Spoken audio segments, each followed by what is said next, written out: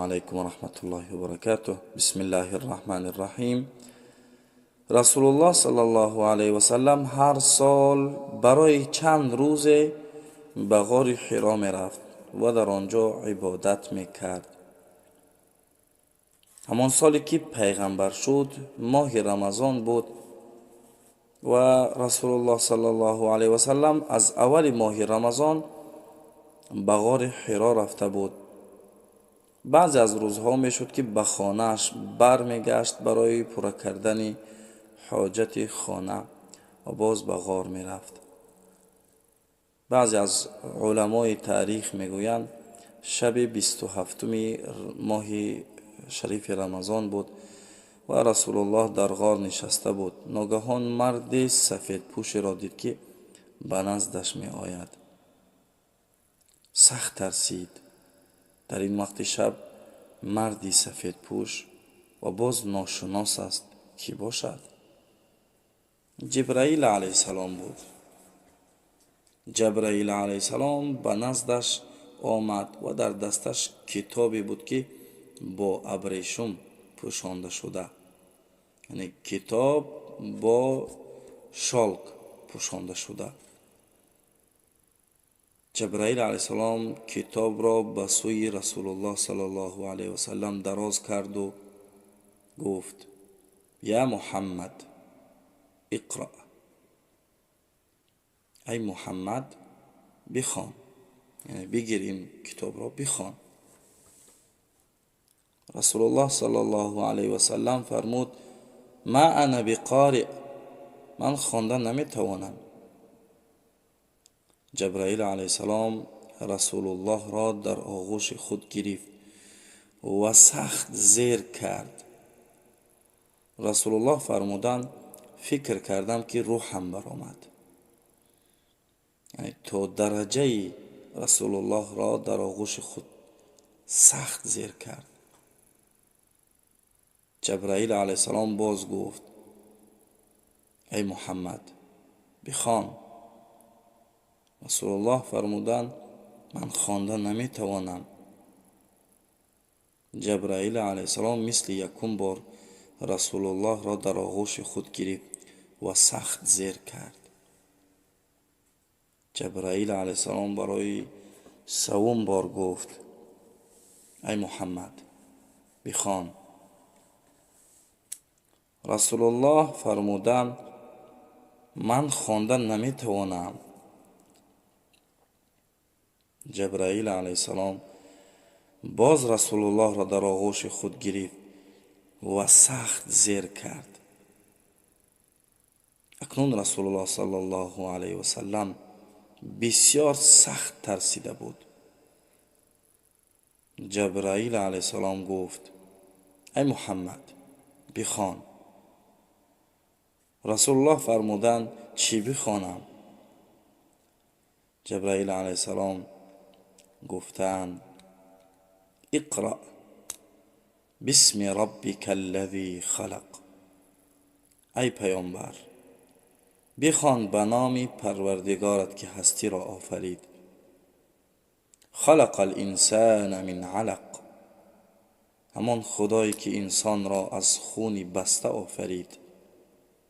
اقرأ و ربک الاکرم، بخوان و پروردگارت از همه بزرگوارتر است. الذی علم بالقلم، همان ذاتی که به واسطه قلم نوشتن را آموخت. علم الانسان ما لم یعلم، و انسان آنچه را نمیدانست آموخت. تا همین آیت ها به رسول خدا برای اولین بار نازل شدند. وقتی رسول الله این آیت ها را خواند، جبرائیل علیه السلام از نزدش رفت. رسول الله سخت ترسیده بود. در همین وقت بود ام المؤمنین خدیجه رضی الله عنها احساس ناخوشی داشت که به رسول خدا چیزی شده است. بعضی از غلامان خود را به غار حرا فرستاد تا از احوال رسول الله خبردار شوند. غلامان به غار در آمدند، رسول الله را نیافتند. یعنی او از غار فرآمده به سوی مکه می دوید. در راه آوازی شنید: یا محمد، ای محمد. بعد از شنیدن آواز از حرکت ماند، یعنی ترسش دوچند شد و به آسمان نظر کرد. وقتی به آسمان نظر کرد، جبرائیل علیه السلام را به صورت حقیقیش دید. یک ملائکه بزرگی که 600 تا پر دارد و در آسمان بر تخت نشسته است. رسول خدا با آسمان به کدام طرفی که نظر میکرد، جبرائیل علیه السلام نمایان بود. جبرائیل علیه السلام رئیس ملائکه ها است و از همه با قوت و بزرگترین در بین ملائکه ها است. جبرائیل علیه السلام می گفت: یا محمد، انت رسول الله و انا جبریل. ای محمد، تو رسول خدا هستی و من جبریل هستم. ای محمد، تو رسول خدا هستی و من جبریل هستم. رسول الله تا درجه ترسیده بود که دیگر از جایش حرکت کردن نمیتوانست. این مشهد بزرگ را الله متعال در قرآن وصف کرده است. اعوذ بالله من الشیطان الرجیم: و النجم اذا هوا. سوگند به ستاره چون فرود افتاد. ما ضل صاحبكم و ما غوى. یار شما محمد گمراه نشده و راه را گم نکرده است. و ما ینطق عن الهوى. او از روی هوا و نفس خود سخن نمیگوید، یعنی از نزد خود سخن نمیگوید. این هو الا وحی یوحى. این نیست جز آنچه به او وحی می شود و به جز وحی چیزی نمیگوید. علمه شدید القوى. فرشته با قوت یعنی جبرائیل علیه السلام او را تعلیم داده است. ذو مرة فاستوى. همان فرشته با قوتی که آنگاه راست و درست به شکل حقیقی استاد. و هو بالافق الاعلی. در حالی که او در آسمان بود، یعنی جبرائیل علیه السلام. ثم دنا فتدلى. پس جبرائیل نزدیک شد، آنگاه فرود آمد و نزدیکتر شد، یعنی به رسول خدا نزدیکتر شد. فکان قاب قوسین او ادنی. پس فاصله بین جبرائیل و پیغمبر خدا به قدری 2 کمان یا کمتر بود، یعنی تقریبا 60 سانتی متر، یعنی که 1 متر. فاوحى الى عبده ما اوحى. آنگاه خداوند آنچه را باید وحی میکرد به بنده‌اش وحی کرد، یعنی به رسول خدا وحی کرد. سوره اقرا را: ما کذب الفؤاد ما رأى. پیامبر خدا آنچه را دید دروغ نگفت، یعنی هر چی را دید همون را گفت. رسول الله صلی الله علیه و سلم جبرائیل علیه السلام را به شکل و صورت حقیقیش در طول عمرش 2 مراتبه دیده بود. یکم بار بعد از فرامدنش از غار حرا و برای 2 مراتبه شب اسراء و معراج. ولقد رآه نزلة اخرى. و براستی باری دیگر نیز او را دید. کدام وقت دید؟ عند سدرة المنتهى. نزد سدره، یعنی نزد درختی که در 7م آسمان است. درخت سدر. در همان جا جبرائیل علیه السلام را به شکل حقیقیش دید. چند وقت رسول الله صلی الله علیه و سلم به جبرائیل علیه السلام نظر میکرد تا وقتی که جبرائیل علیه السلام رفت، یعنی از چشمان رسول خدا صلی الله علیه و سلم دور شد. رسول الله به سوی خانه‌اش دوید. نزدیکی خانه‌اش رسید، همسرش خدیجه رسول الله را دید که رنگ و رویش دیگر شده بود، سخت ترسیده بود، می لرزید. در خانه در آمدن رسول خدا فرمودند من را با لباسی بپوشان تا اینکه آرام شود. وقتی کمی آرام شد خدیجه رضی الله عنها پرسید با تو چی شده است؟ رسول الله هر چیزی را دید و شنید نقل کرد.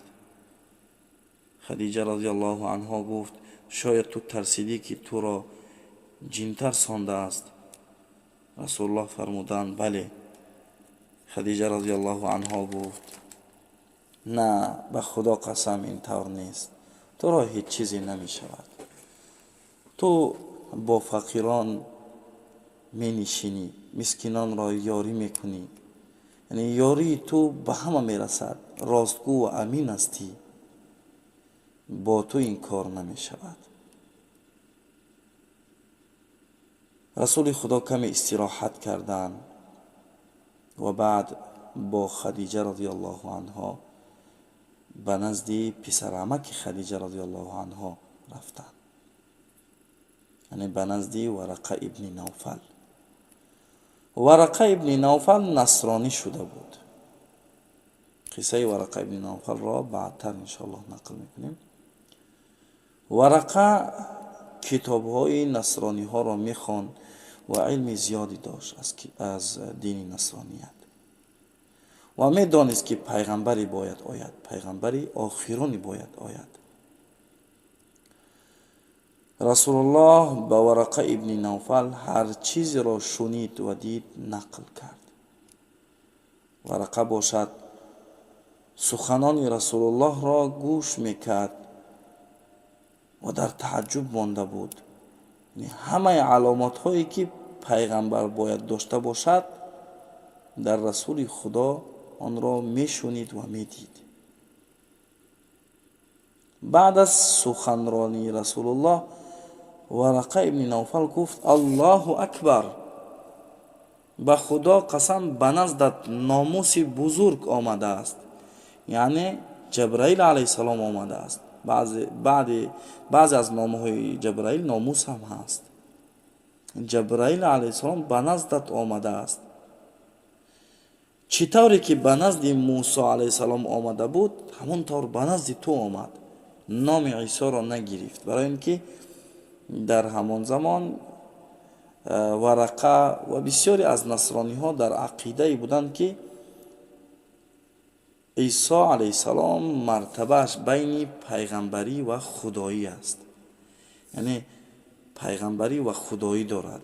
برای همین نگفت که جبرائیل به نزد عیسی آمد، فقط گفت جبرائیل به نزد موسی آمد. ورقه ابن نوفل گفت کاش در زمانه تو جوان می بودم تا تو را طرفداری می کردم وقتی تو را قومت از مکه بیرون می کنند. رسول الله در تعجب ماند، فرمود آیا من را از مکه بیرون می کنند؟ یعنی من با هیچ کس بدی نکردم تا این روز.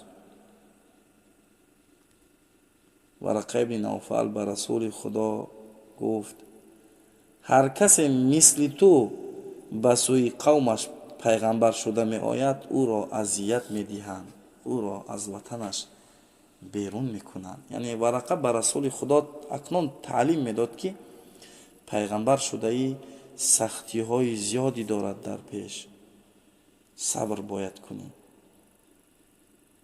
رسول الله با همسرش با خدیجه رضی الله عنها به خانهشان برگشتند. 6 ماه دیگر به رسول خدا هیچ وحی نشد، یعنی جبرائیل علیه السلام به نزد رسول الله نآمد. در این 6 ماه رسول خدا آرام شد. ورقه ابن نوفل هم در مدت 6 ماهی که دیگر به رسول خدا وحی نآمد وفات کرده بود. رسول الله فرمودند ورقه ابن نوفل را در جنت دیدم. یعنی شبی که شب اسراء و معراج به آسمان ها رفت، ورقه ابن نوفل را در جنت دید. رسول الله تا حال هیچ کسی را دعوت نکرده بود، برای اینکه امر برای دعوت نشده بود، ولی ورقه ابن نوفل نیت مسلمان شدن را داشت. فقط به همان نیتی که میخواست مسلمان شود، الله متعال او را جنت نصیب کرد. و بعد از 6 ماه رسول الله صلی الله علیه و سلم دیگر آرام شده بود. خودش بسیار میخواست که با جبرائیل علیه السلام باز ملاقات کند. به صحرا میرفت، به بیابان میبرآمد تا که با جبرائیل علیه السلام ملاقات کند در آنجا. شب رسول الله صلی الله علیه و سلم در جای خوابش بود. جبرائیل علیه السلام به نزدش آمد، یعنی این بعد از 6 ماه است. به نزدش آمد و گفت یا ایها المدثر، ای شخصی که خود را بار کرده است، قم فانذر، برخیز مردم را خبردار کن. و ربک فکبر، و پروردگارت را بزرگ بشمار. و ثیابک فطهر، و لباسهایت را پاکیزه دار. و الرجز فهجر، و از پلیدی دوری کن. ولا تمنن تستکبر، با کارهایت منت نکن خدایت را. ولی ربک فاصبر، برای خوشنودی پروردگارت صبر کن. تا همین آیت ها بر رسول خدا صلی الله علیه و سلم نازل شدند. چند روز بعد دیگر جبرائیل علیه السلام باز آمد و گفت یا ایها المزمل، ای جامه بر خود پیچیده، قم اللیل الا قلیلا، کمی از شب را بپا خیز و عبادت کن. نصفه او انقص منه قلیلا، نیم شب را یا اندک از آن کم کن. اکنون امر به عبادت شد. جبرائیل علیه السلام باز آمد و گفت، یعنی چند روز دیگر گذشت، باز آمد و گفت والضحی، قسم به آغاز روز. واللیل اذا سجی، و قسم به شب هنگامی که آرام گیرد. ما ودعک ربک و ما قلی، که پروردگارت تو را تنها نگذاشته است، یعنی بر تو غضب نکرده است. در این مدت 6 ماه که به تو ای محمد وحی نآمد، الله متعال تو را تنها نگذاشته است، بر تو غضب نکرده است. یعنی 6 ماهی که رسول خدا صلی الله علیه و سلم برایش وحی نآمد، برای این بود که او آماده شود برای قبول کردن وحی. ان شاء الله تعالی در نوار بعدی دوام قصه حیات رسول الله صلی الله علیه و سلم را نقل میکنم. کسانی که قصه را تا آخر گوش میکنید، کوشش کنید به برادران و خواهران روان کنید، آنها هم بهره برند.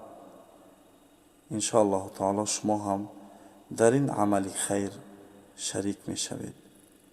السلام علیکم و رحمت الله و برکاته.